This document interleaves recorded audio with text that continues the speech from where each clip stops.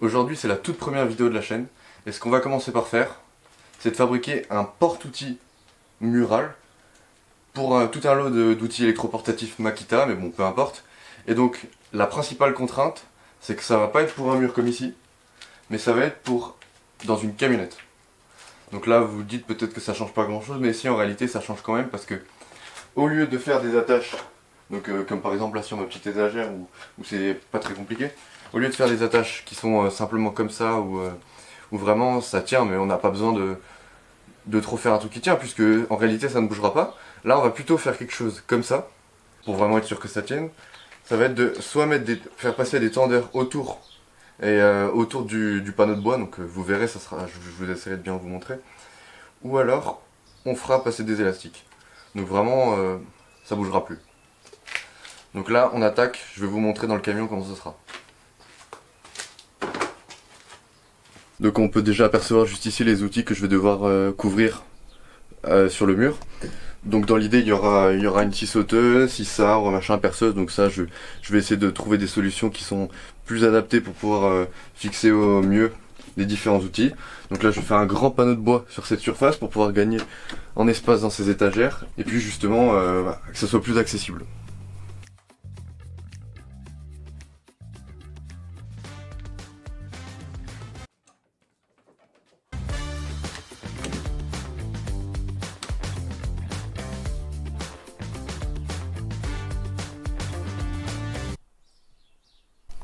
À ce moment-là, c'est la configuration qui me semble la plus adaptée pour attacher les outils.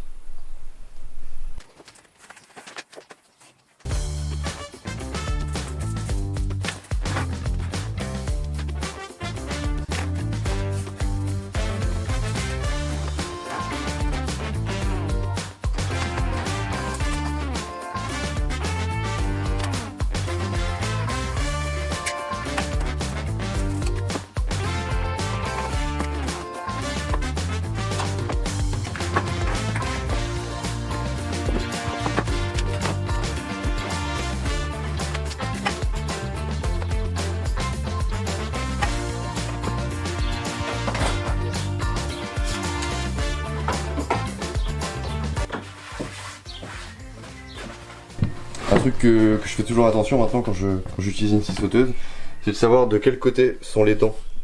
Si les dents elles remontent, il y aura forcément un des côtés de la planche qu'on va couper qui sera moins propre. Donc là on voit que ça monte, ça veut dire que c'est cette surface qui sera plus abîmée que l'autre. Et ça tombe bien puisque je veux l'autre surface, bon j'avais prévu. Donc voilà, je vous laisse, je vais découper.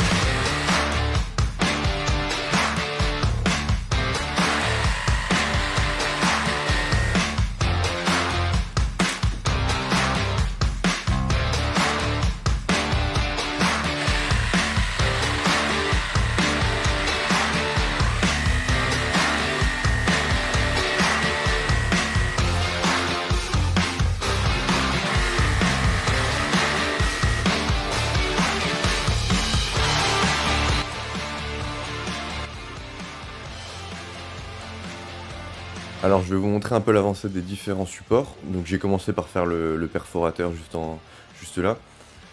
Donc j'ai fait en premier un L comme ça que j'ai vissé avec deux petits bouts de bois qui viendront se mettre au niveau du mandrin. Donc je pense que ça tiendra bien. Et juste à côté j'ai fait une courbe que j'ai découpée à la scie sauteuse. Donc rien de bien compliqué. Et finalement je pense que même pas je vais mettre des élastiques ou des tendeurs puisque ça m'a l'air de vraiment bien tenir à ce moment. Je me suis déjà aussi occupé de la perceuse visseuse. Donc ce que j'ai fait, c'est que j'ai reporté le diamètre du mandrin sur le bout de bois. Comme ça s'encastre correctement. Et j'ai fait une petite cale comme ça à l'arrière. Et donc ça ne devrait plus bouger. Maintenant, ce que je vais faire, c'est que je vais continuer sur cette lancée. Je vais m'occuper de la boulonneuse, la scie sable, la scie sauteuse, etc. Et je vous retrouve juste après.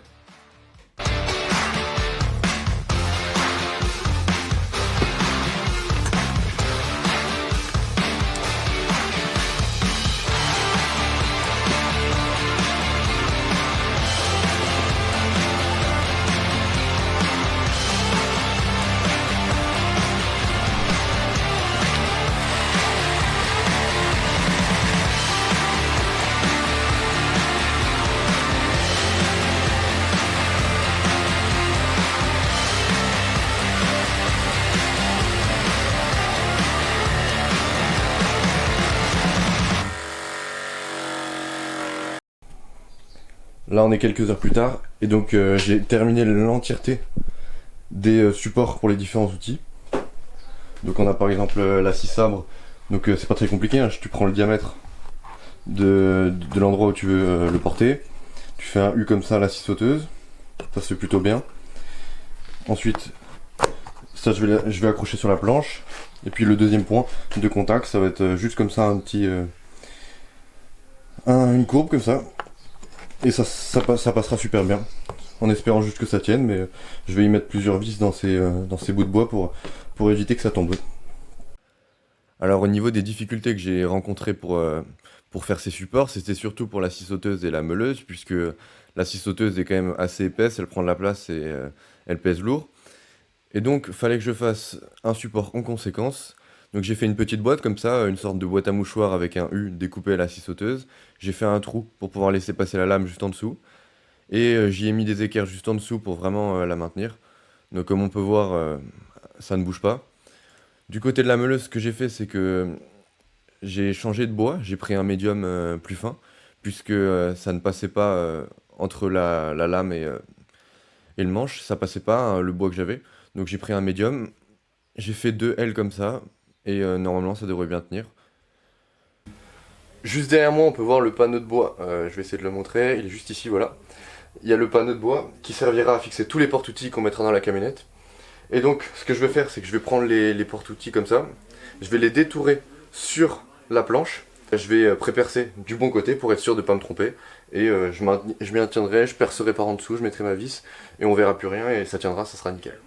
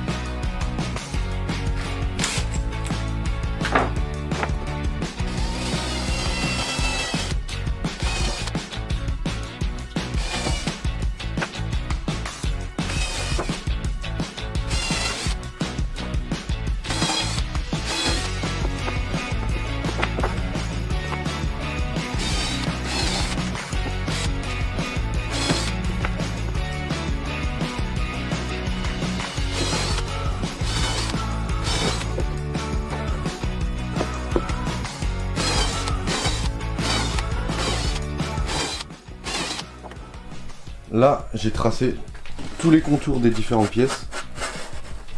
Je sais pas si on voit bien la caméra. Et j'ai prépercé pour le porte-meuleuse, les perceuses, les visseuses, etc. Maintenant, je me retrouve en dessous et je vais tout visser.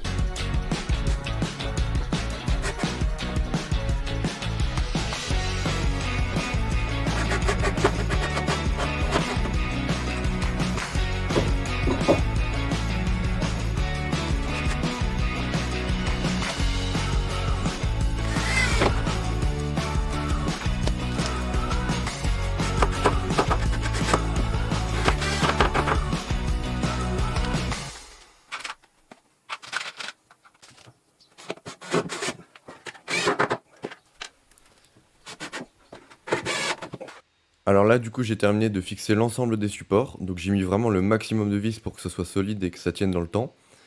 Donc je suis quand même plutôt satisfait du résultat puisque ça a l'air de bien tenir, ça bouge pas, c'est du solide. Maintenant, j'ai vraiment hâte de voir le résultat dans la camionnette.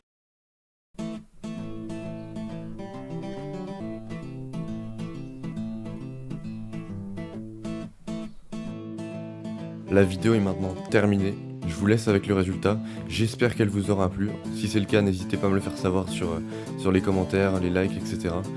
Moi, je vous dis à bientôt pour une prochaine vidéo.